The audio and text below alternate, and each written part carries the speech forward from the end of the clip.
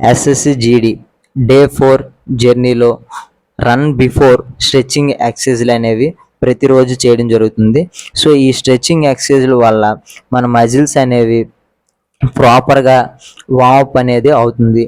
So ఈ warm up అనేది 4 labs చేయడం జరుగుతుంది. ఈ 4 ల్యాబ్స్ ఎందుకంటే వార్మప్ అనేది చేయడం అంటే మన బాడీలో హీట్ అనేది ప్రొడ్యూస్ అవ్వాలి. సో అప్పుడే మనం ప్రాపర్గా వర్కౌట్ అనేది చేయగలము. లేదు అంటే మనం డైరెక్ట్గా వర్కౌట్ చేస్తే మనం ఖచ్చితంగా ఇంజూరీ అయ్యే అవకాశం ఎక్కువ ఉంది. సో అయిన వెంటనే running basic drills, first ankling, తర్వాత ఏమో ఏ స్కిప్, తర్వాత B skip, high knee action, C skip, back kick, ఇలా ఎక్సర్సైజ్లు అనేవి ప్రాపర్గా చేయడం వలన, ఈ బేసిక్ డ్రిల్స్ అనేవి చేయడం వలన మనకి స్ట్రెంగ్త్ అనేది డెవలప్ అవుతుంది. అలాగే మనకి ఎటువంటి ఇంజురీస్ అనేవి కూడా రావు. సో అలాగే రన్ స్ట్రైట్ లెంత్ ఓపెన్ అవడం కోసం ఈ ఎక్సర్సైజ్లు కూడా చాలా ఉపయోగపడతాయి.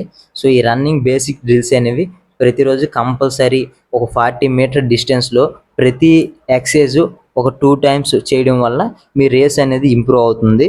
సో నెక్స్ట్ అయిపోయిన తరువాత 200 మీటర్స్ ఈరోజు మనకు వర్కౌట్ 12 రిపిటేషన్స్, ప్రతి రిపిటేషను 1 మినిట్ రెస్ట్ 35 to 40 సెకండ్స్లో రన్ చేయాలి.